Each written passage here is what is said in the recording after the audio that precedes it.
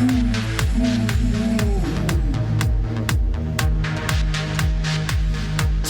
chaos elsewhere.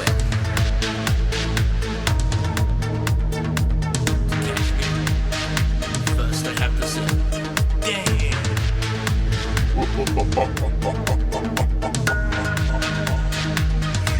Never win. Human form, and you freak.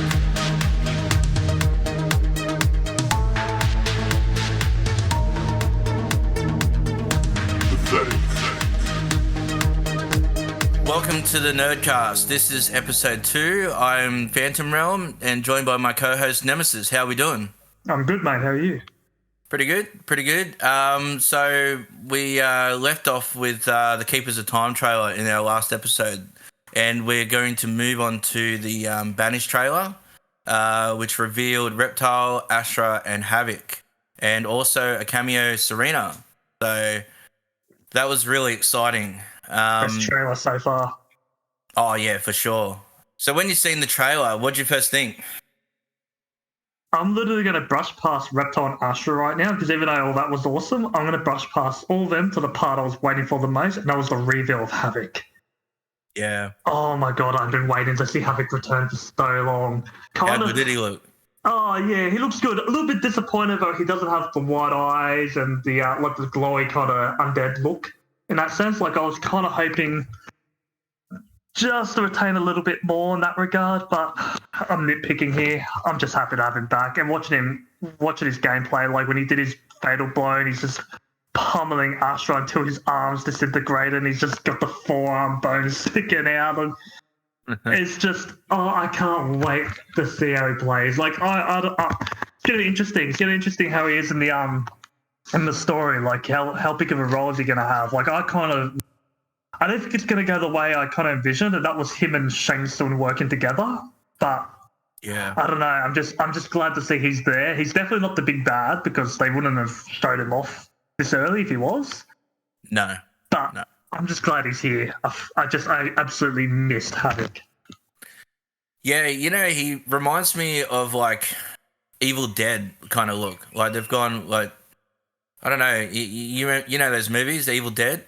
Yeah, of course. Yeah. He reminds me of like that kind of look, like when kind of very similar to Bruce Campbell when he's in his demon look, kind of demon form. Yeah.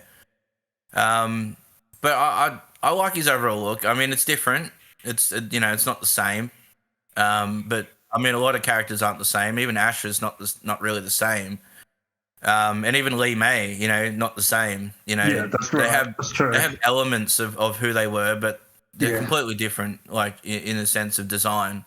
Yeah. And even Havoc, his bio is a little bit different too. So his bio is that I haven't got it here, but I might find it. But his bio pretty much he's from Sato. He's not from Chaos Realm.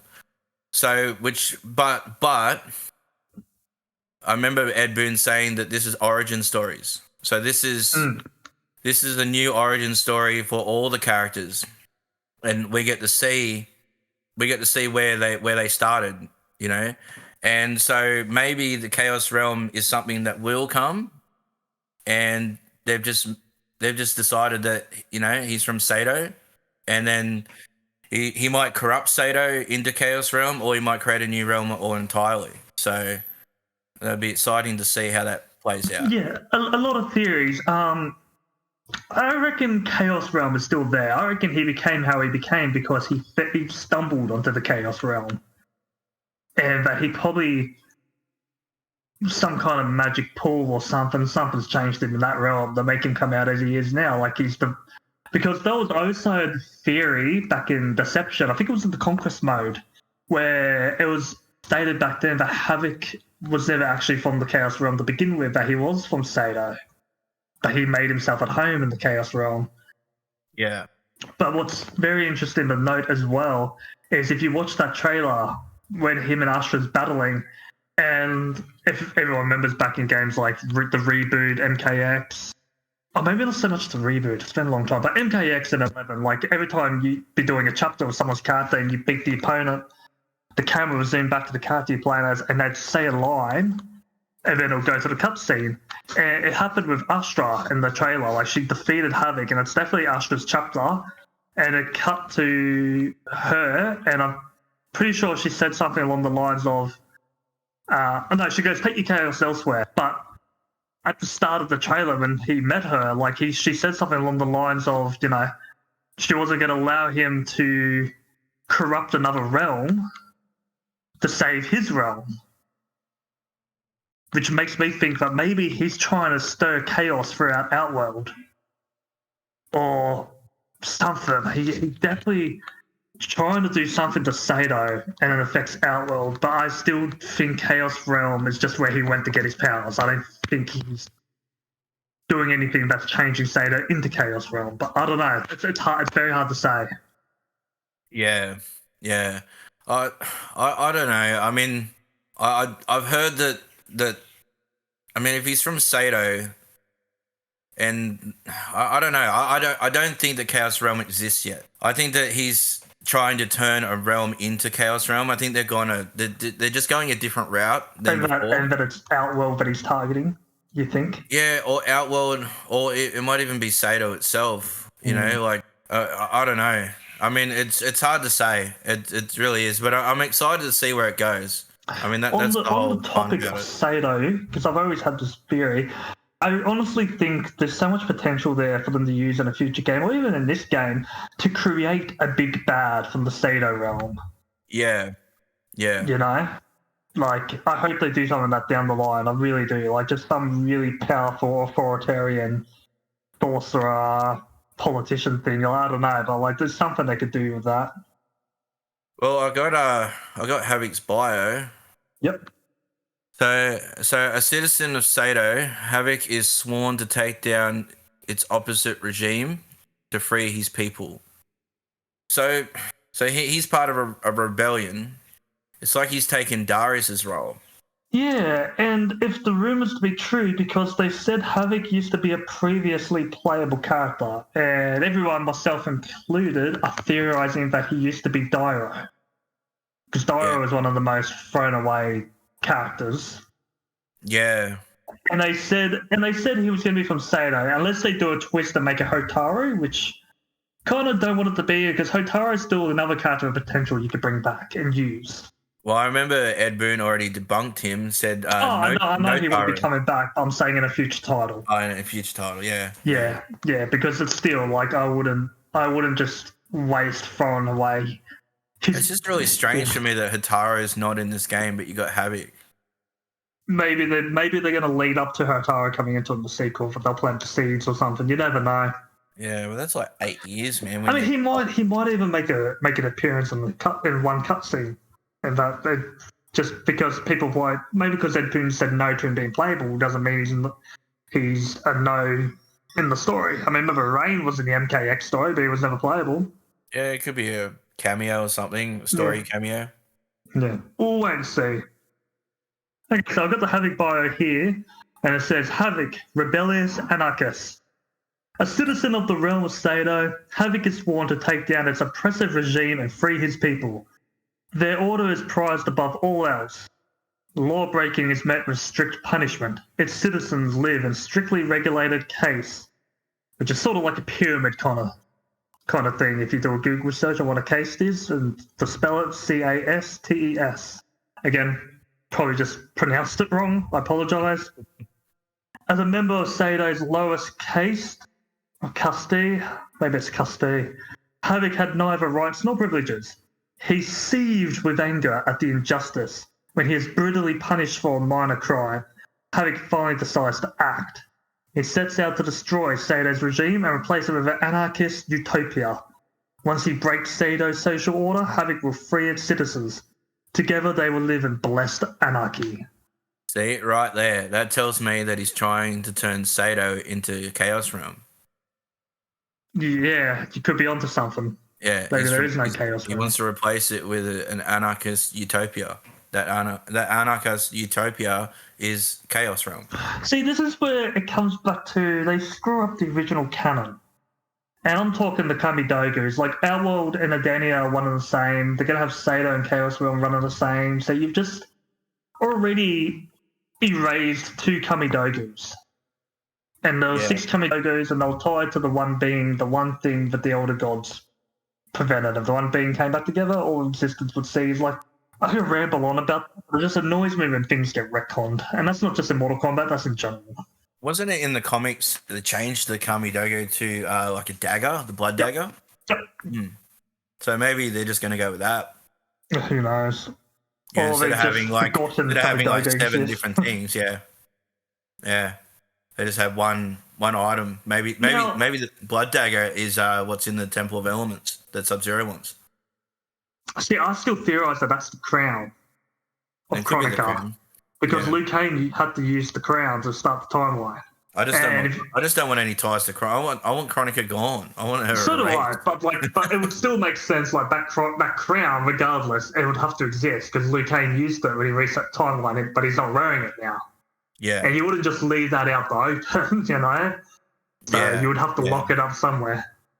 Anyway, let's before we do move on, what was your theory on Havoc? Who do you think he used to be? Are you on the same boat with Dairo? I'm leaning either Dairo or King Jared. But they said he was a playable character. That's the thing. Really? Yeah. Okay. Because people theorized King Jared too until Ed Boon and that came out and said no, he used to be a previously playable character. Okay. Well, then unless you want to give it a major stretch and say, well, Jared was technically playable because he's one of the souls in Ermac.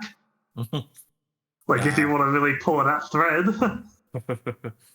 But otherwise, let's move on. Let's continue with the trailer. Well, what about his gameplay? We're going to talk about that? Yeah, we can, but there wasn't much to go off because they didn't show too much of Havoc's gameplay. Yeah, but I guess what we've seen, like some first impressions about. Well, I'll let you start off because I'll pretty much covered what I liked, which was seeing just how his fatal blow and such, which is all pretty much on par with what we see. Yeah. Well, the one thing I do love with NetherRealm games is when they add gameplay, they really add personality to their moves. Like every character has its own sort of unique style about how they move, and just the overall gameplay design for each character. Yeah. And I feel that Havoc they got spot on. Like him tearing off his arm and then beating you with his own arm. Yeah. His torso literally comes apart as he spins around, and he does this torso spin move like he did back in Deception. Snaps his own neck and such. Yep. Yeah, it snaps his own neck, and some blood clot just comes out. I don't know what that is, but yeah, I just love the way that they just implement their personality in their movesets, and I think they got it spot on with Havoc. I'd love to see more. I'm really interested to see more. He's gonna be an interesting character to play as. He's gonna be unpredictable. Yeah, very much so. All right, well, let's move on to the next one. We'll talk about Ashrah, I think. Now, look, I'm not gonna lie, she did have a pretty decent story back in Deception and such for who she was. Appearance-wise, she kind of just struck me as a little bit generic-ish, just with how she looks back then. Like a female Raiden? Yeah, it wasn't really creative. So when I heard she was on the list, I didn't really care. But they've really revamped her up. I really like that she's got the actual demon eye. So you can see, she's still like a demon from NetherRealm, but the rest of her is really purified. Yeah. And she kind of brings out those angelic wings with some of her abilities and such. So I'm kind of like, okay, I like the road they've gone in her design. And her playstyle too. She's like the reverse fallen angel, you know? Yeah. Instead of an angel that's lost her wings, this one's grown her wings. Yeah. The risen demon. I do like how they've put like markings on the face. And if you notice in Serena, instead of face paint, it's got markings instead of face paint. Yeah, it's sort of like marking the demon, like they'd have and they have different markings depending on the demon. And I've seen some shots of a character that's been leaked, and they've got markings. It looks to have markings on their face too. So, yeah. And I noticed that Ashrah said something about like her sisters. So one of those leaked characters I'm not going to mention is I reckon that she's a demon as well. I think that they're going to retcon that story as well. I think you know who I'm talking about. Yeah, I do. Yeah. When that character gets revealed, I'll talk more on that. But Yeah. as far as Serena goes, she's got different markings too. So I reckon that they've made it that Serena is Ashra's sister as well. Yep. As well as Jitaka and Kia, if they're in the game at all. But I reckon that they'll be sisters. They'll all be sisters. It'll be like a sisterhood of demons. Yeah. The craft. And she's gone away from that and realized that there is a beautiful world out there, and the pain and the torturing that I've been doing is wrong, and she's trying to redeem herself. And that's and her sisters obviously don't take kindly to that, and they're after her by the sounds of it. I think that she has a great story. I think she had a great story in Deception as well. Yeah. It's just the game itself. Like Deception, like all those games there, they were very minimal in their moveset. They were trying to be too much like Tekken back in the day. Yeah. Trying to be too martial arty and not enough fantasy. Yeah, that's true. And they didn't really elaborate on a lot of the move sets back then. Like I think they had like what three special moves, two special moves, Something like that. Some characters. Something like that. So, yeah, and then like they didn't give her much. What I would have liked to see with Ashra though is I would have liked to see her use more light in her attacks, like using light, like sometimes like in a string. Well, they haven't really shown her off yet, but I would have liked to see like a string where it sort of blinds them. Like so halfway through the string, she'll blind them with a bit of light, and it's sort of like maybe a restand stun or something like that, and then you can keep going for something. Oh, actually, they did show her off. What am I talking about? Yeah, I didn't see that. That's what I mean. Yeah, I didn't see that. Didn't see any kind of strings where she uses light to sort of stun her enemies or things like that. So I would have liked to see a bit more of that. But other than that, I think she's great. We're using that light, dark little abilities that I saw in the gameplay. Yeah. Kind of reminded me of Liu Kang's old variation of MKX. Remember how he could do the light and dark fireball stuff? Yeah. That was the vibe I got when I saw that. I feel like that's where they borrowed it from, which is totally fine because it suits her completely. Yeah. It's definitely within her character for sure. Yeah. So yeah, I really think they've really ramped her up really well. Yeah. What about overall design? Yeah, design definitely. Like I much prefer. They've kept the white, which was made sense because she was trying to purify herself. But as I said, like they've just made her stand out more of a character. Yeah. What about that? What about her missing the hat? That's fine. I couldn't give a shit about the hat. I know everyone else is. Really? I know everyone else is like, oh, but what about her hat? It's like she's doing a whatever you can wear, I can wear better, Raiden kind of moment there, with that. No, it was a very different hat though. It was more feminine. I get that. I mean, look, if the rumors are be true and they're bringing back skins and such, I'm sure we'll get another costume with her hat. Yeah, I hope so because I'm confident we'll get a costume which gives us more of classic Havoc look. Like I'm pretty confident in that regard. Yeah, just looking at Havoc again, he looks very zombie. Like he looks like a zombie. Looks like a Resident Evil zombie with armor. Yeah. I actually dig it. I love it. I think it's cool. All right. So, and one other thing too with Astra, the sword. You notice the sword's not as curvy as what it was in Deception. Yeah, I noticed that a bit more on the straighter edge. Yeah. I don't know. It's all right, but I would have liked it to just stay curvy. I mean, you don't really need to change that, to be honest. And I'm pretty sure that those kinds of swords are in the real world. They're curvy like that. Yeah. Yeah. So I reckon that they should have just kept that. But anyway, overall, I think that she's great. She looks great. We'll probably get more into her gameplay when we cover the Kombat cast. But other than that, yeah, I think she looks great. Yeah. All right, moving on to Reptile.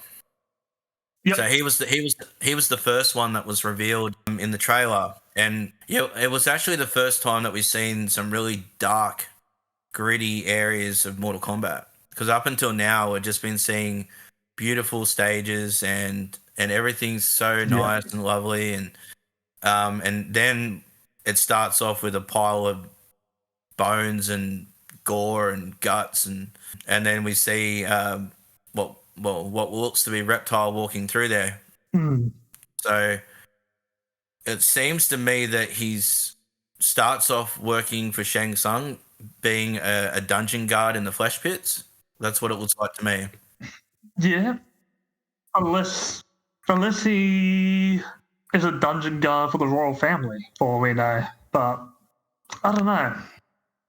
Have to wait and see. Because he's definitely carrying dungeon keys, like as if he's a prison guard or something. Yeah. I reckon he's in the flesh pits. He has to be working for Shang Tsung in there. He probably doesn't want to, and he probably helped Johnny Cage and was that Kung Lao? I think it was Kung Lao.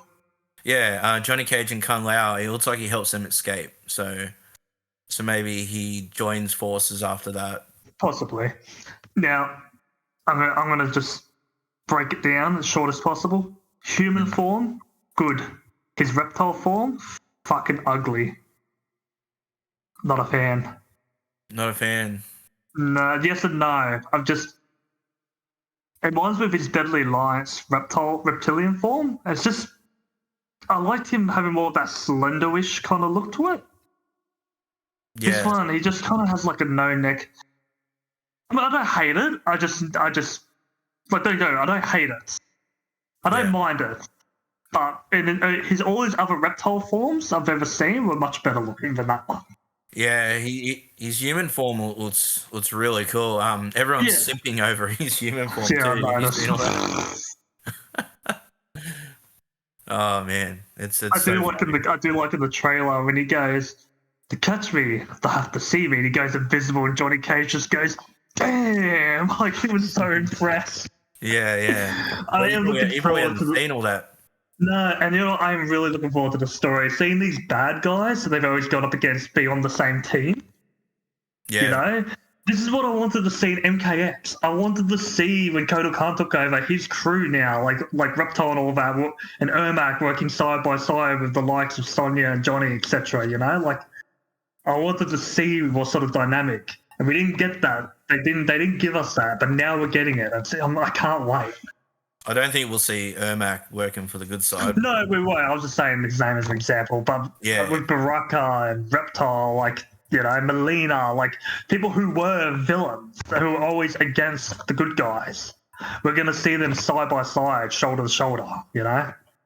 Yeah, well, it's easier making Reptile good when you're making more a human because he seems more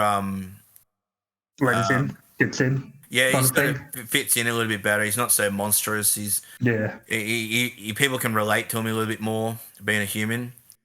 To be fair, he wasn't really evil ever when you think about it. He was the last of his kind. He was pretty much forced to serve Shao Kahn. He just did what he was told to do. Yeah, that doesn't make him evil by nature. He was just evil by what he was doing because he was just told to do so. Yeah, well, it looks here that he's still a slave. It says Zateran slave. Damn. So he can't catch a break. No. And in his bio, it states that he's exiled from his people. So in the original timelines, he was the last of his kind, alone. Now he finally gets his race, and he's still alone. The poor bastard can't catch a break. I know, but at least now he's got like the crew. He's got Johnny Cage, Kung Lao, Yang. He's got that crew to hang with. Shit. I'm on the other side of the coin. I actually like him turning into a creature like that. Yeah. Like, and because you get the best of both worlds, you get the human form, and then you get the reptilian form. Yeah.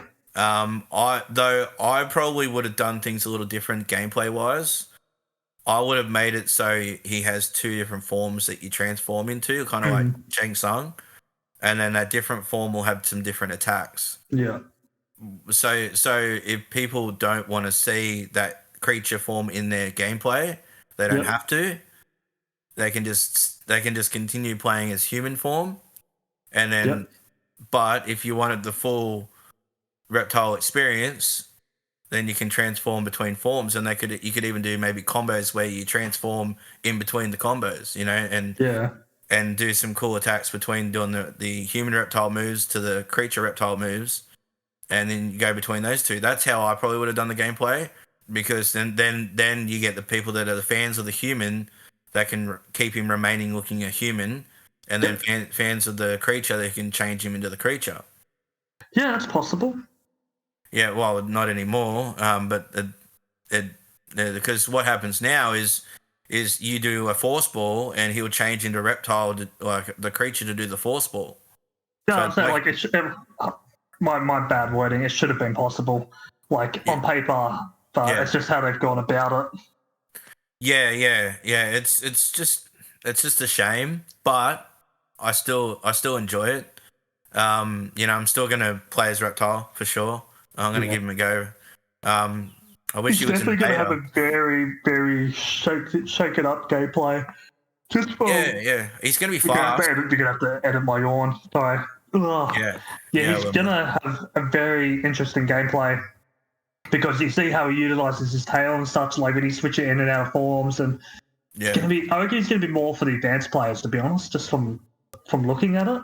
Yeah, but then so are a lot of characters, but then you can play a more. Oh, you can if you minimalistic. want to be able to, but if you're going to be able to master him, it's going to take some good practicing.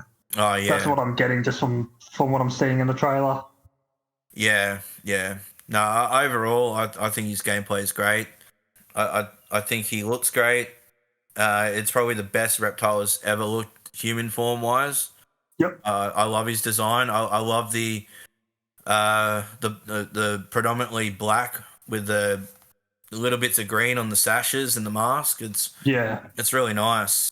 Yeah, he looks great. It kind of reminds me of how he looked back in the original MK1. Yeah, With the foot and the mask and everything, Yeah, maybe a bit less green than back then. Yeah. But I know that was just a muck around palette swap back in the day. But still, I feel like they've just done a bit of an homage as well. Yeah. Well, it reminds me that like he looks the most assassiny of the ninjas. Like if you look in the trailer, he's doing very, very stealthy kind of assassiny sort of stuff. It reminded me of like Assassin's Creed, kind of that sort of motif. Yeah. So yeah, no, he's pretty cool. All right, so we got the Kombat cast, and they showed off Smoke, Astra, and Garrus breakdowns with Frost and Sub-Zero cameos. Like, definitely looking forward to playing as him. Just seeing how he was, how they've utilized his Smoke. Yeah, his gameplay, seeing how they utilize his teleports and such, and like he could do his fake outs and such. And he does. Yeah. I noticed they've given him a little knife kind of weapon. They made him the most. You talk about how Reptile was very Assassin's Creed like in the story and such, but when it comes to the gameplay, I feel like hands down, Smoke's the most traditional ninjutsu character going. Oh yeah, for sure. Yeah, 100%. I think that like I remember Smoke in MK9 because that's when they really made Smoke his own, was MK9. Yeah. And I always played a Smoke. Like I pretty much, I wouldn't say I mained him, but he was one of my mains in MK9. Yeah. And really enjoyed Smoke. He's just mobility was really good. And you could just get around the stage a little bit better with him. Plus his teleport punch was really cool. His smoke bomb, which isn't there now, but he's got other tools now. So he looks a lot of fun. And probably keep referring to this, but playing the beta this weekend makes me even more excited to play these other characters. Yeah, definitely. Like, I'm more excited to play the newer characters and such because once we get into, I'll just say right now because I played Lee May the most. She's been the one of the characters missing for so long, so I'm looking forward to playing like Astra and Havoc because they've been missing so long. Because all of these other characters, I love Scorpion, but yeah, Scorpion, Katana, etc. They've been in the games back to back to back, so I'm in no rush to play them. Yeah, so I mean, there's not a whole lot to say with Smoke. It's just he retains a lot of what he was back in the reboot and then some. Yeah. And as the old saying goes, if it's not broken, don't fix.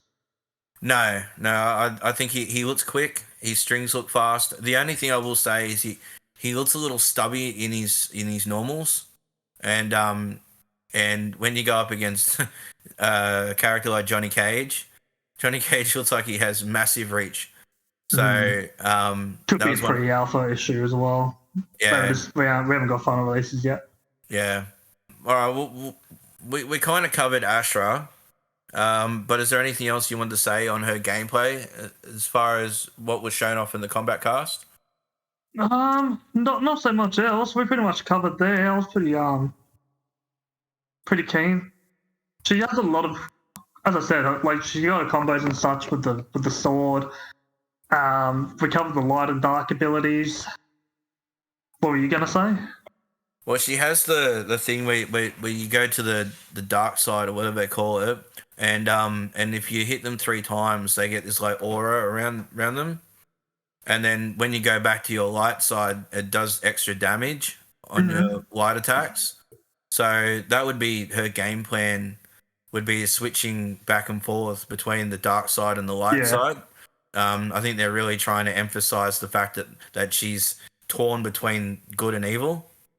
Yep. So it's really cool. Like I was going back before that, what I was saying before, that they really put personality into their movesets. Yeah. And it's really cool. Anyway, so we'll head to Garrus. He was very interesting, Garrus. Oh, I still find him boring. You do? Yeah, I've always found him as a boring character, gameplay and story. I don't know what it is. I can't explain it. It's just one of those things. And even just sitting there watching the trailer, like I couldn't inverse myself because I've just never liked Garrus. So I'm gonna let you cover this one because I just couldn't bring myself to just I don't know. I don't know what it is. It's just something about Garrus. It's just One thing we did brush past before we get to Garrus. Yep. Serena. Yeah, I was about to say her. How could I forget? And you know what? They've really. She's another one. They've really taken. All right. Well, there's not much to work on her, so we can like it's a clean slate. We can build on this. And one of the things I noticed was she goes into a full demon form for her moves. Yeah, and it's funny. I was watching a lot of reactions on YouTube, and people were like, "Who's that? Who's that?" I was like, "It's Serena." I literally would like it's say like you got to be some real like old school pure Mortal Kombat fan that knows she is now or something. Yeah, because when they seen her, like she was with Havoc, so everyone was so fixated on Havoc that nobody was noticing Serena behind her. And then the first move that she does is she turns into a demon. So so all they're saying is this demon girl just attacking who was he versing? Ashra. The demon girl attacking Ashra, and we're like, oh, who's that? Who's that? And even though we've never really seen her in a demon form all that much, or if at all, I knew it was Serena straight away. Well, I actually seen her first up because I was taking notice of everything, but I'm like that when I watch things. Yeah. But yeah, no, I was so excited, but I was also so sad at the same time. Yeah. Because I want Serena to be playable. I would, if Serena's playable, I'm maining her. I don't even care how hard she is to play. I will learn.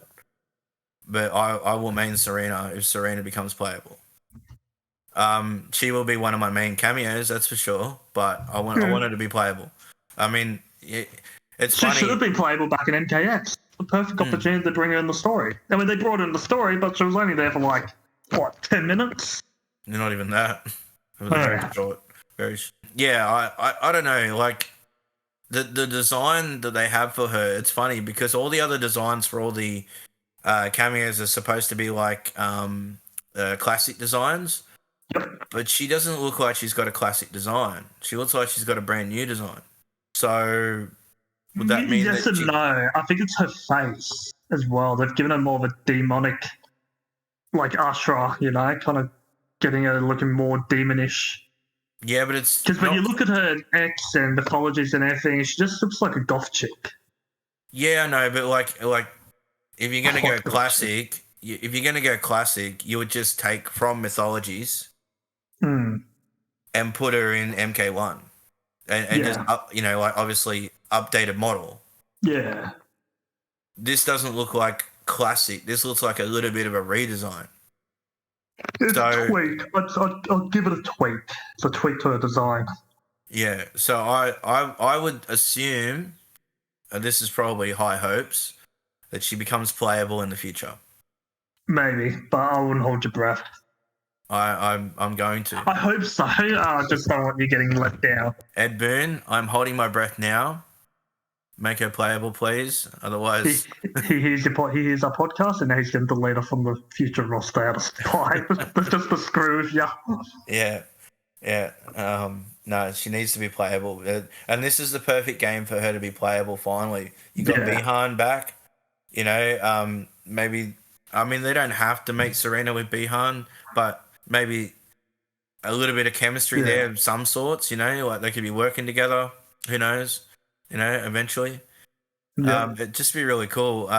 There's not really much to say about her movesets. I mean, although there is one thing she does, which she does that little that little portal on the ground or whatever it is kind of thing, and I'm just wondering what that does. Like if that slows the opponent down, if that does extra damage, or if it heals you when you're in it. There's multiple things that it could do. Yeah, wait knows if we get our hands on it. Yeah. Anyway, yeah, I'm excited and yeah, can't wait. Yep. All right, so we'll get to Garrus. So you're not real keen on Garrus. No. You don't like the time stuff, the freezing. Look, it's clever. Don't get me wrong. That's a whole clever way. It's just, I just don't know. It's just a character. Maybe because it's just I hear Garrus and then I think of Chronica. I just think, You got to get past Chronica, man. I know. The reason why I hate her the most is because it diminished Shinnok as a villain. And I know a lot of people don't give a fuck about Shinnok, but I've always liked Shinnok as a villain. Shinnok was always he was like the devil of Mortal Kombat, and he was manipulating events behind the scenes and all of this. It's like, oh man, what a cool villain. And it's just like, oh no, it's just because Mummy Chronica made it that way. It's like, that's so fucking shit. Yeah. So it's just, bald-headed Tilda Swinton-looking bitch. I have heard people call her a little space baby. Yeah, well, I want to go full James Snitsky and just punt her. But no, as for Garrus, I think his design looks cool. His new redesign looks really cool. Yeah. His gameplay looks complicated. Yeah. He looks like it doesn't look like a fun gameplay for me.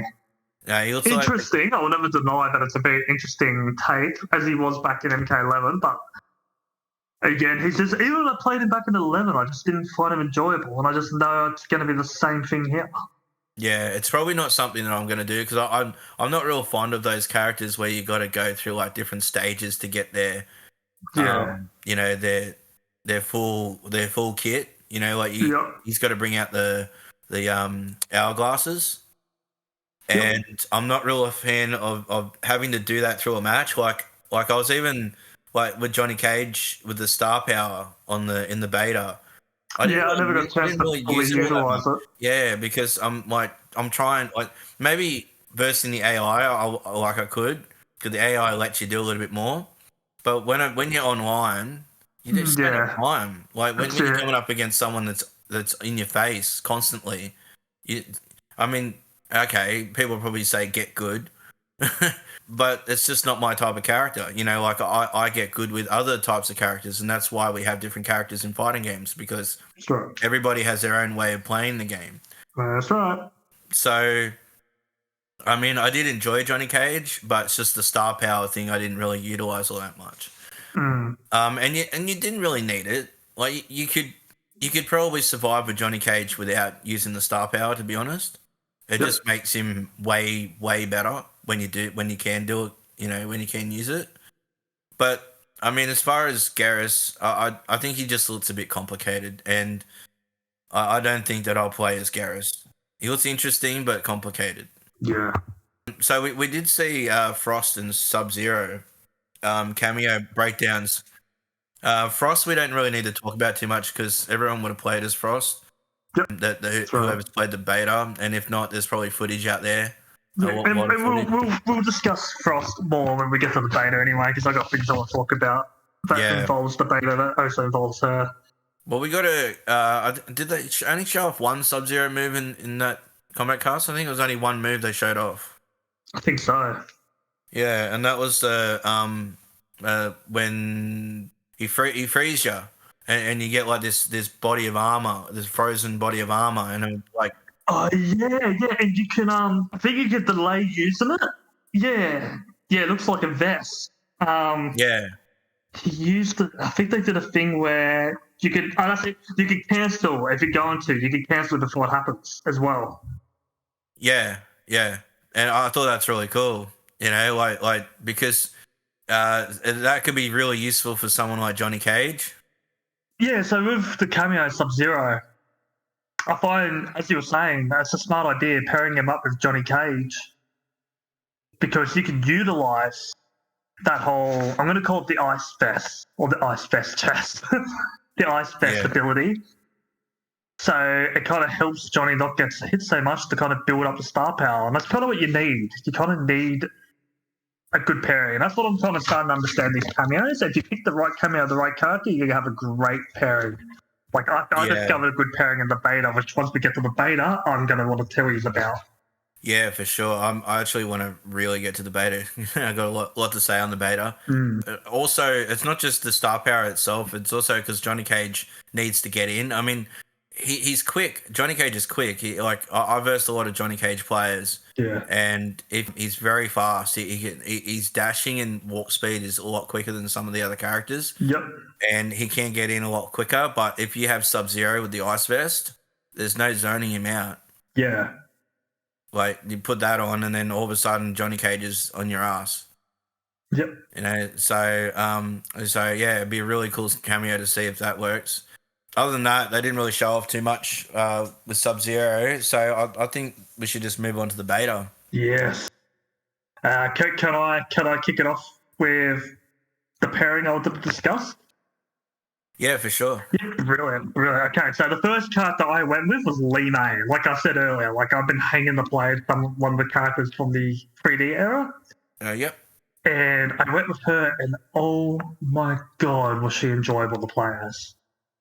And I had Frost as a cameo. And I'm going to tell you right now, I went online against this guy. I forget his username. He was playing as Katana. This was the only online match I did because I didn't want to lose. And I took this victory and I took my ball and I went home with it. So what I did was I found that Li Mei, she has a move, this lantern that she puts in the air. And if you pop up an enemy, like let's say you uppercut an enemy into the lantern, that enemy bounces.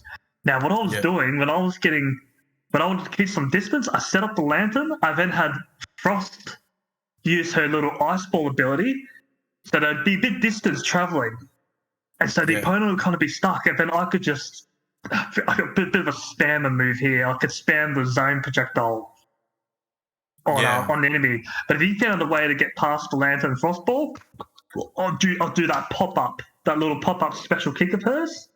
Which is another thing I'd use to Is that the forward 4-3? I think so, yeah. I don't remember the name of the moves. It kind of looks like an up dive kick kind of thing.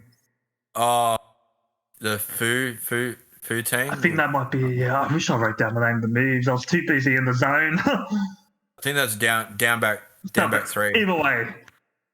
And I found the air flip kick move that she had as well. That was another great one where you could bounce the people into the lanterns. Yeah, I used that a lot. I found her gameplay was just, it was immaculate. I was just setting up those traps, stopping people from air juggling me because the lanterns would hit them. Every time they had me in a combo, I just find a way to break out of it with Li Mei's special abilities. It was great. Yeah. I really enjoyed playing as her. So was Frost your first choice of a cameo? Yes. Or did you she was my first get choice. to her eventually? Yep, cool. I just rolled with her. Yeah, why not? Start with the new characters. Yep. Or the new ones from the beta. Yep. Yeah, I started with Li Mei too. but I started with Sonya as a cameo because I knew that she had a bit of combo extensions with her square wave. But then I moved over to Frost. Sonya was working for a little bit, but Frost was a bit more optimal, I found. I ended up learning a combo, and I've actually got some footage. So I'm going to be uploading footage onto the channel once I get it all edited and done. I learned a few things. You got I think it's forward 2-1-3, but you just do like so you go a 2-1 into Frost cameo ground freeze. Yep. And then you go forward 4-3, I think. And then that pops them up in the air, and then I went up in the air, and I could do like either a 2-1-2 into a flip kick, or I could do a 1-3-4 into a flip kick or something like that, or I could do it into a meter burned projectile. Yep.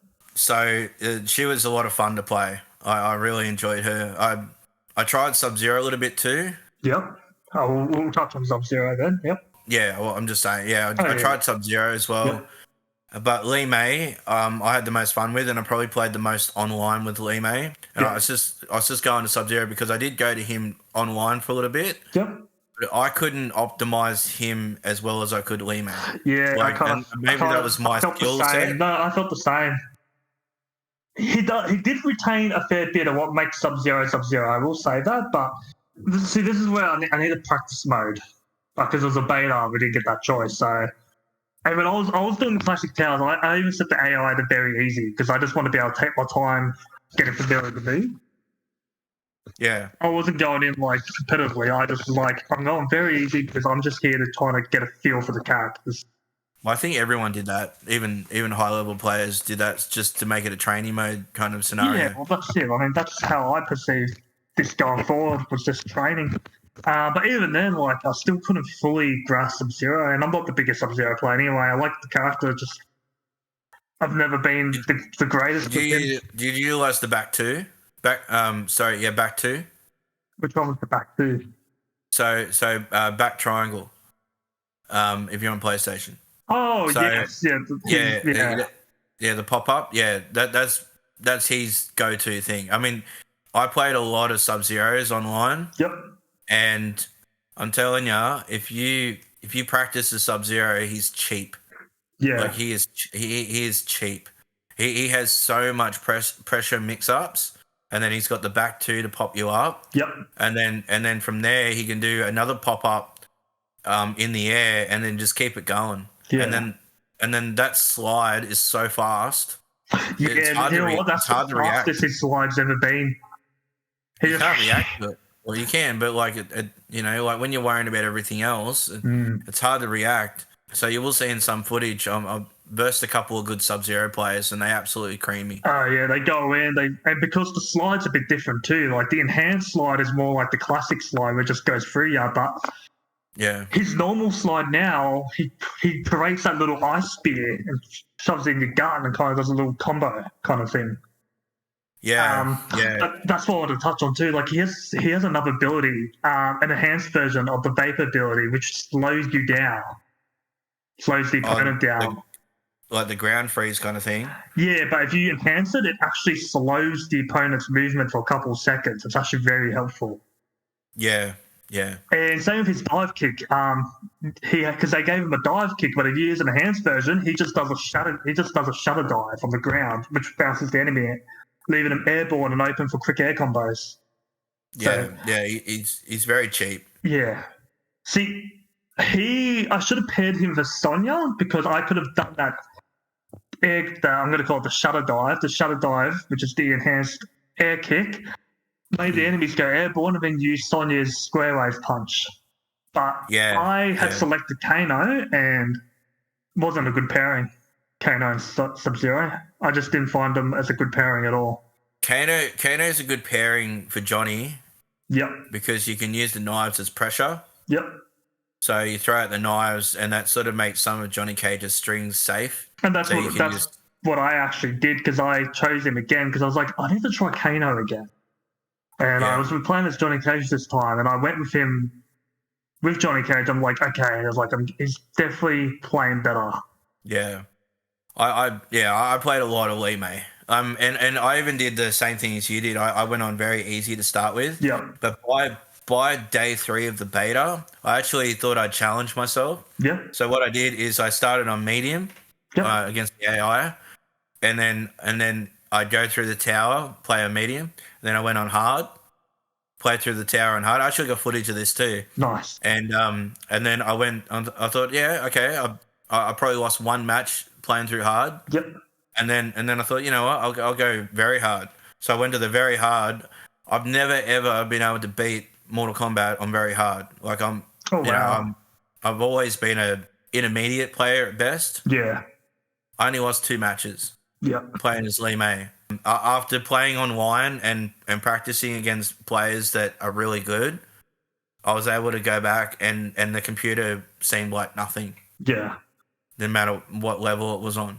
Yeah. Because I was learning, playing against players online, I was learning a lot of defensive things as well as offense. Yeah. So like how to, like, you know, when to go in, when you block a string, when it's your turn, and then you're poking as well. So with Lee May, her best poke is her down 4, which is circle on PlayStation. Yep. So I did a string where it was forward 2-1-3. I think it was forward 2-1-3 or forward 2-1-4. I can't remember, but it was that string there, and then it would have a little bit of a pushback. So I'd push them back a little bit, and then I was able to go down 3 to reset. So sorry, not down 3, down 4 to reset, and then I'd go back, and then I pressure him with that sort of thing. And then when I frustrated my opponent, then I started to go in with moves that are a little bit more unsafe. Yeah. So like the forward 4-3, which is the pop up, and then I'd pop them up for a combo, stuff like that. So I was actually learning a lot about that sort of stuff just by playing online and watching other players play. And that's what I was saying. We were speaking a bit offline. I was saying it's not winning and losing; it's winning and learning. That's right. But I've still got to think about. If I see a win and no loss, I'm just gonna stick with it. I'm weird like that. No, I really enjoyed it. I think I ended up with almost 200 matches over the course of the beta online. Yeah, quite close to 200 matches. I didn't record all the 200 matches, but I recorded a lot of them. Yeah. So I've got a lot of footage to go through, but it was so much fun. I think I haven't had this much fun with a Mortal Kombat game in years. Yeah, the last time I was really into it was MKX. Yeah, I'd have to go further back to MK9. Wow. That's probably the time I had more fun. Well over 10 years. Yeah, and I guess we're going to have on the show in a few weeks or a couple of weeks or whatever. We played a lot of MK9 together. Yep. So there's going to be quite a bit of a discussion on that topic as well. You know, our experience with MK9, because that's when. Well, I mean, we played from MK2 onwards, but we played a lot of MK9 when MK9 came out, and there's a few things that we did. We would play little games, but I'll talk about it when he comes on. Yeah. So yeah, but yeah, MK9 was the last time I really had fun with an MK game, and it was just the gameplay itself. But this one I love more.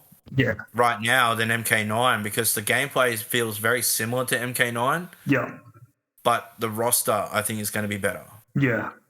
So when you add that and then similar to MK9, I have to say this is looking to be the best Mortal Kombat they've made. Yeah. I mean, getting used to the cameos is going to be a little bit of a learning curve. Yeah. But I managed to, get pretty decent with having Frost as my cameo partner with Lee May. I did the same thing you did. And that was great. The ground freeze is so cheap. It's so quick, and it covers the whole stage.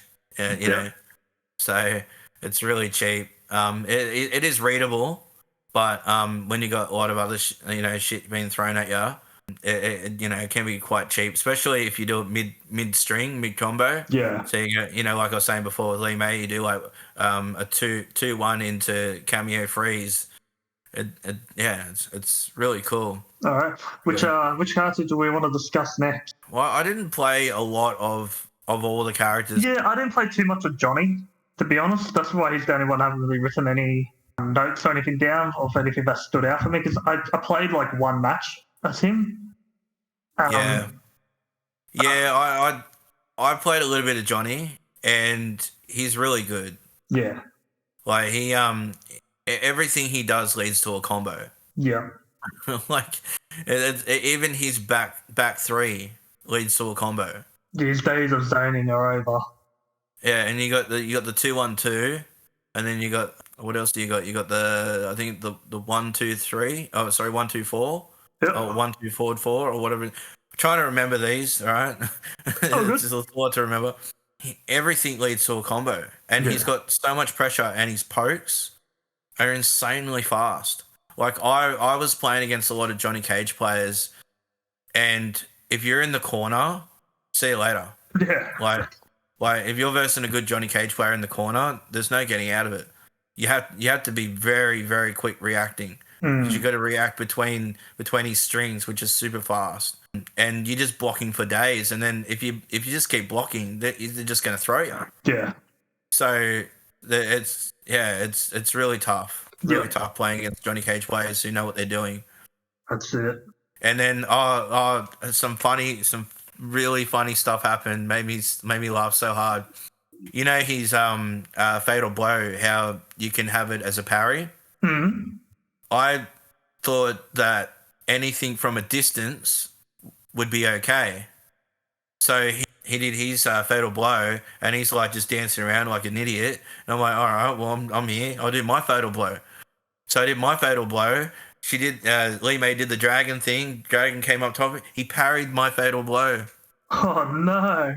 I thought it was hilarious. Oh wow! Yeah, it was to get the win too. Like if I would have got him, I would have got the win. If he got me, he got the win. It was hilarious. I think I got footage of that too. I have to see it. I will. Yeah. Let's move on, because I want to talk about another character that I did enjoy playing. And this is definitely a character that I would recommend to anyone getting into fighting games. Like if someone said to me, like, "Hey, look, I've never played a fighting game before. I'm picking up this Mortal Kombat 1. Who should I play as?" And that's Liu Kang, because honestly, he's definitely going to be great for beginners. Like he is just fast, he's quick, he is combo crazy. And his special moves, they definitely reflect him now, being more as a god. Like he feels so overpowered now. Like he is so fun to play. I wouldn't be surprised if they have to nerf him before final release. I mean, I can't remember who my cameo was with him, because I barely used cameo, because I was just going to town with all his moveset. I had a blast. I was just smashing everyone. See, I should have went online with Liu Kang and tried him out there, because I jumped up the difficulty a bit in towers, because he was just that easy. I just kept going. Yeah. It's really hard to poke him out of his strings, of his kick strings. Yeah. Yeah, it's hard to go up close with Liu Kang, but then he's got so much options with ranged attacks too. So it's really difficult. And then you got the fireball in the air. It's got like 5 fireballs. Yeah. A bit excessive, but whatever. Yeah, you know what that reminds me of? Just reminds me of Dragon Ball Z when they did a volley of power balls. Yeah, it does remind me of that. But his flying kick and everything, like it's not just a simple flying kick, like it's just they really like just went, let's take what we already know about him and let's just turn the dial to 11. That's what they've done. I love it. It is insane. Yeah, he's difficult to fight against. I'll say that. Like every time I came, like it was probably Sub-Zero, Liu Kang, and Johnny Cage that I was mostly scared of. Yeah. And also maybe some rare Lee May players, because there was some Lee May players that showed me how to play Lee May. Nice. So I like it. Yeah, there was some good ones out there. I'm still learning. I learned a few things, but they showed me some other things. The one thing I do want to touch on too is the change in the meter burning and how you enhance your attacks. Yep. I'm not a fan on pressing at the same time as the attack. Yep. I know people like that way because it means you got to commit, but for some reason I whiff or that like it doesn't come out for me every time I try to do it. Mm. Like I don't know for you, but Didn't phase me. Didn't phase me at all. Yeah, but I mean, like if I'm like, say I'm trying to do a combo and I've got him in the air and I want to do like a Lee May's projectile meter burn attack, so it pops him up for an extra, extra damage. It doesn't always come out. Like I literally press it the same way every time, and it doesn't come out. I do it on the ground and it works. I do it in the air, it doesn't work. Yeah.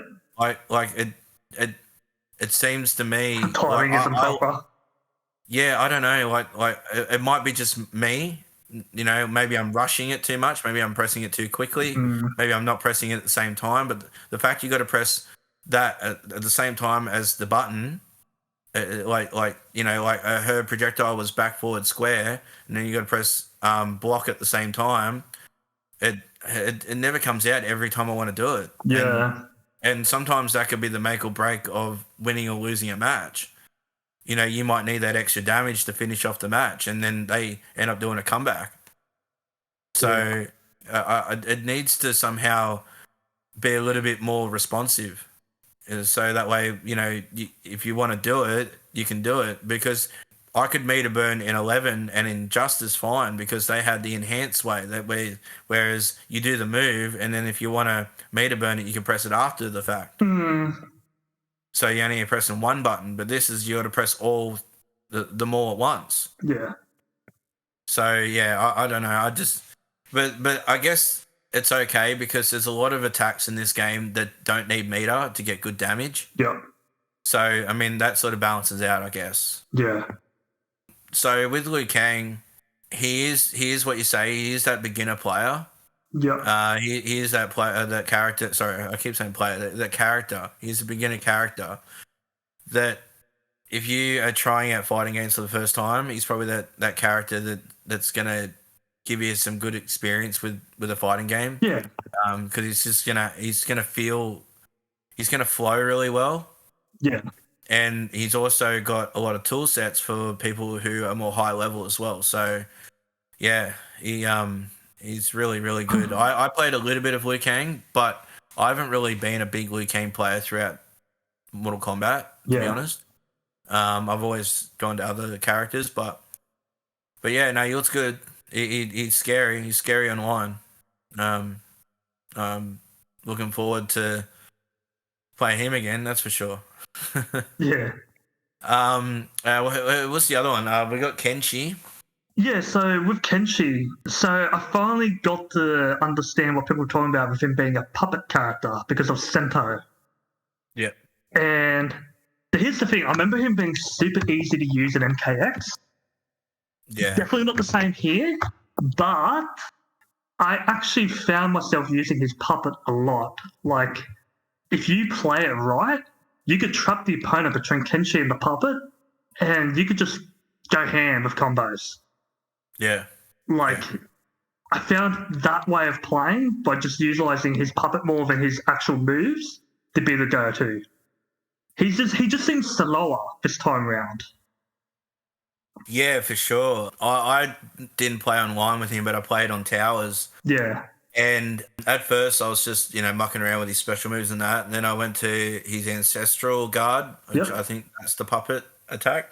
They're bringing the puppet out. And I was just mucking around with it just to see what you can do. And if you block and then dash forward and dash back, it moves the puppet forward and back. Yeah. Yeah, so if you block and then do attacks, it'll just attack. Like if you press other buttons like triangle, square, whatever, it'll the puppet will only attack. And then when you go off block, then you attack with the puppet. So you can move the puppet around, get the puppet to a position where you want it to go, and then you can come out. And if you have the right kind of cameo with that, it's going to be, especially if someone finds the right person, the right character to team up with him, he's going to be a beast. Yeah, see, I was using Dustman, I was using Sonya, and I was just like, Cameo Sonya sucks because she didn't mesh well with Kenshi until I tried her again later. I forget who I tried it with later on. I was like, oh yeah, she's a bit better now. But probably Kano or Frost would be a good one for the beta. Yeah. But there might be other ones later down the track. That when we get the full game, there might be other characters that really blend well with Kenshi. Yeah. But Puppet really turns him into his own. Oh, and you know really what? Cool it really leaves room for innovation. That's what I like about it. You can get super creative with that Puppet. Yeah. I didn't get too creative, but I guarantee you there's going to be high-level players out there, but they're going to be doing things that I would never have even thought up of.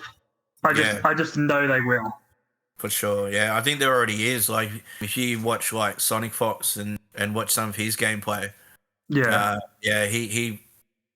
learned Kenshi pretty quickly because he was one of the. He might have been one of the testers, or he was playing it for a while even before the stress test. Yep. Or he played it before. I think he played it at a few events that he went to, and he learned Kenshi, and then he played the stress test. And he's you know Sonic Fox. Yeah. So yeah, he's won a few competitions and stuff like that. So he's a pretty high level player, and he learns characters pretty fast. He's got the brain for it. Yeah. So there's already high level gameplay out there for him. So just everyone check it out. It's really cool. Yeah. Was there much else on Kenshi other than that? Not too much else on my end. Yeah, all right. So I guess we'll move on to Katana. Lucky last. Katana. Yeah. All right, well, I'll let you go first. I played a little bit of Katana. Yep. She's all right. She needs a bit of buffing, I think. Yeah. I think that her damage is weak, so you have to get longer combos going. But the thing is she doesn't have a lot of pop-ups. She doesn't have a lot of... She has like one sort of string that you sort of go to as bread and butter. And I found that was like 2-4 into Tornado. Yeah, I feel like they kind of removed some of her pop-ups in favour of that new wind bomb move they've given her.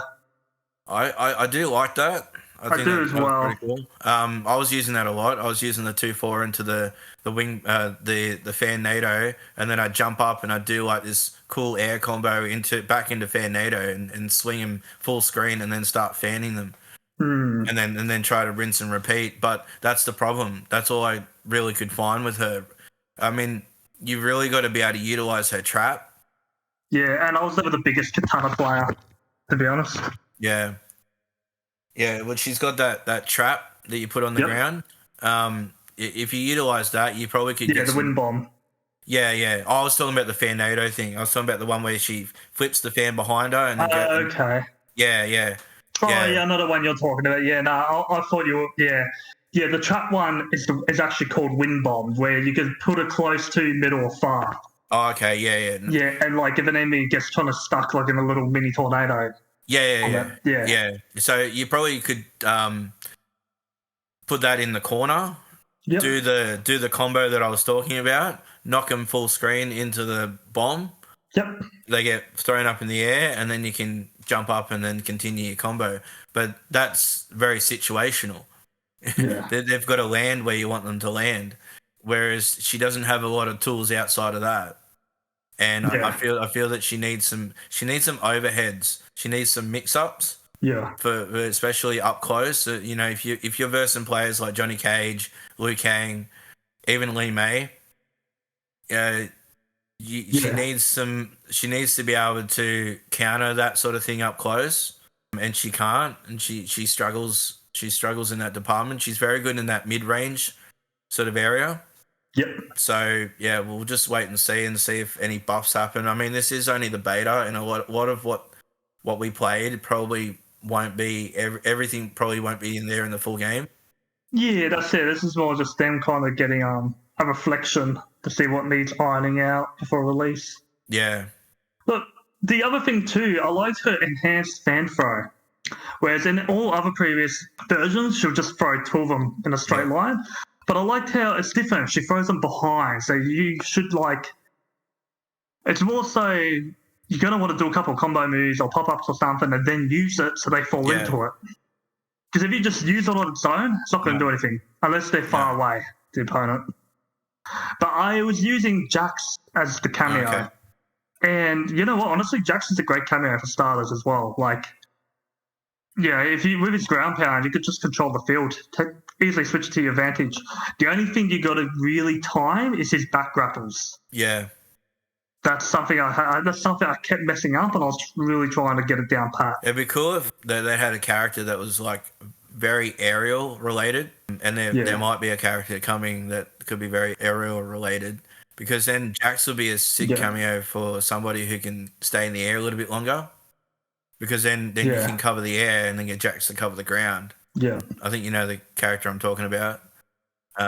Yes, I do. I want to talk about that character. I'm so excited. I hope that character is revealed at Gamescom. Oh yeah, which FYI for those listening, Gamescom should be, if you're Australian like us, that will be happening early tomorrow morning. So by the time everyone's up and out of bed, it should be done and dusted, and we should have the new trailer. Not me. I'll probably stay up. I wish I could. I got work next morning. I don't know. Maybe. Such is life. Maybe we'll see. We'll see how awake I am. Yeah. So overall, though, what final thoughts? Yeah. What was your final thoughts after you played the beta? You know, mine was sadness that it ended. See, I didn't get that because I'm 3 weeks away. Yeah. You know, I didn't play it nowhere near as much as you, I will admit, because I've just been busy. I only really got to play for one day. And even my other mate, I was playing a game of Apex with him the following night. He goes, I thought you were playing the MK1 beta. I've gone, I played a lot of it. You know, there's only so much you could do with limited characters. And that's me, the person. I lose attention fast. Maybe I've got ADHD or something. But overall, like, I enjoyed what we had. Yeah. That's why I'm really like, everything so far, from the beta, from the trailers we've seen, the Kombat cast, everything's shaping up to be like, yeah, this is going to be a go-to Mortal Kombat game. Because originally when they announced another Mortal Kombat on the way, before I saw anything, I didn't care. I was pretty much done. I love Mortal Kombat. But now I'm like, I can't believe I felt that way after seeing everything. Yeah, they've done an exceptional job. Well, this game's taken 4 years. Every other game that they've done in the past, the cycle's been 2 years. 2 years game, 2 years game. Yeah, because it would go Mortal Kombat Injustice, Mortal Kombat Injustice. No, sorry, I take that back. I went Injustice, Mortal Kombat, Injustice, Mortal Kombat. That's why I was so surprised they're doing another Mortal Kombat game, because I thought they were going to do an Injustice 3. But well, I think they were going to do an Injustice 3, but I think because of the merger that happened between Warner Brothers and Discovery or whatever it was, I think that NetherRealm was at that time rumored to be sold off to someone else, and they probably weren't sure if they were going to be able to get the rights to DC if that was the case. And I guess they thought the safer bet is to go with Mortal Kombat, because then if they make the game, then they can't say, oh, you can't release it because you don't have the rights. So they probably thought that it's probably best to make an MK game, wait and see what happens with the merger, wait and see if we get sold off or not. And then if we're still in the, if we still have the rights to make the characters for DC, then we'll make Injustice 3 after that. So the next game will be Injustice 3. I can guarantee that. It's already been slightly talked about. Even Ed Boon's given a few hints away that, he's excited to make that game as well. So it's in his mind. Yeah. So I'm pretty sure Injustice 3 will be the next one, which I'm excited for. But right now I'm really excited for this. So I was a little bit sad that they didn't make another Injustice, but at the same time, Mortal Kombat is the premium fighting game for me. So I'm really glad that another Mortal Kombat came out, because we would have waited so long. We would have waited another 4 or 5 years for another Mortal Kombat game. So it would have been a long time between 11 and a new Mortal Kombat game if they would have made Injustice. Because I think they were going to a new engine. MK11 was an upgraded version of Unreal Engine 3. and they've gone Yep. to an upgraded version of Unreal Engine 4. It is on Unreal Engine 5, so to them it's a new engine, but it's not the newest engine. But yeah, it looks great. The movement is really improved. I was really impressed with the movement. A lot of people are saying that it's floaty in the jumps, but I find that that's because you got the air combat. You need to be able to stay in the air a little bit longer, so it needs to be a little bit floaty in that sense. Though jumping in is really dangerous now. So doing a lot of jump ins, especially against like characters like Johnny Cage, he has like one of the best down twos I've seen. I tried jumping in on a couple of Johnny Cage players and didn't work. Like it just didn't work. But yeah, the movement is really improved. I'm really happy with the movement. I'm really happy with the dashing and just the overall speed of the game. The strings feel faster than what they seemed to when they first showed it off. Yep. I don't know if that's how you felt. It just felt quicker. It just felt like a faster paced game. Did you get that sort of feeling? Yeah. Oh, I did. That's what I was like. Yeah. Awesome. Great. So overall, pretty excited about the full release. I'm hoping soon that we get a trailer for some of the other features that are in the game, not just characters. I'd like to see some other game modes, maybe some different skins, maybe is there some sort of gear system in the game? Is there like what kind of towers are we going to have? Just other things in the game that's not just the characters. I do feel like they should have maybe did some characters and then did some other features and then did some characters. But yeah, it is what it is. It feels like it's getting so close to the game, yet we don't know exactly what is in it. We know characters are in it, but we don't know what else is in it. What about online modes? Is there ranked? Do they have the Kombat League back? We don't even know what this invasion mode is, which I'm hoping we get some light shed on it at Gamescom. I'm hoping we get a bit more information on all that stuff. But it does seem to me that they're trying to hide a lot of the monetization that they're going to implement, because let's be real, it's a game made in 2023. It's going to have monetization. I mean, companies want to make more money after the fact. Yeah, that's how they get their profits. Take me back to the days when you'd pick up a fighting game and it'd be like, oh, your main roster's like 12 people, and oh look, there's secret 10 characters for you to unlock in the game. That was DLC crap. That'll never happen again. That's There used to be the incentive, like when I used to play games like Tekken 2, it's like, oh, you need to beat the game with each character to unlock each secret character with certain characters. So like, if you finish arcade mode with King, you unlock Armor King. If you finish it with Paul, you unlock Kuma. Like, I miss that, And then, now play that secret character and finish it to unlock their ending. It's just like, nope. Yeah. The days of unlocking are sadly gone. Like, I remember in MK9, like you could unlock, I think you 50% of the Quan Chi and 50% of the story, and you got Cyber Sub-Zero, and you finished 100%, and you got Quan Chi. And that was 2, and then in MKX, I thought the same thing was going to happen. I thought 50% and then 100%. I got 50% and got nothing. So, and then it was just 100%, and then so it's just now one character at the end. Who was unlockable in MK11? Good question. Yeah, I don't think there was a locked character. No, I don't think either. So it's gotten worse. So MK9 had 2, X had 1, 11 had none. Yep. So it's just getting worse and worse.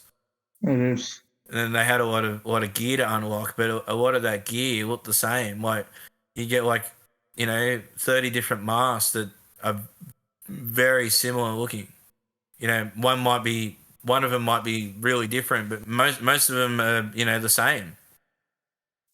Yeah. All right. Well, I guess we'll wrap this episode up. There's not much more to say. I reckon yeah, we're pretty much all caught up now. That's the hype train, the beta covered. Yeah. I reckon come next week's episode, we could discuss with the Gamescom trailer reveal, and we'll probably talk more about the stages and anything else that picks our brain as we lead up, because it's now 3 weeks away, as we lead up to Mortal Kombat 1. Yeah, for sure. All right, well, on that note, thanks for tuning in, everyone, and have a good night. All right, bye. See you later.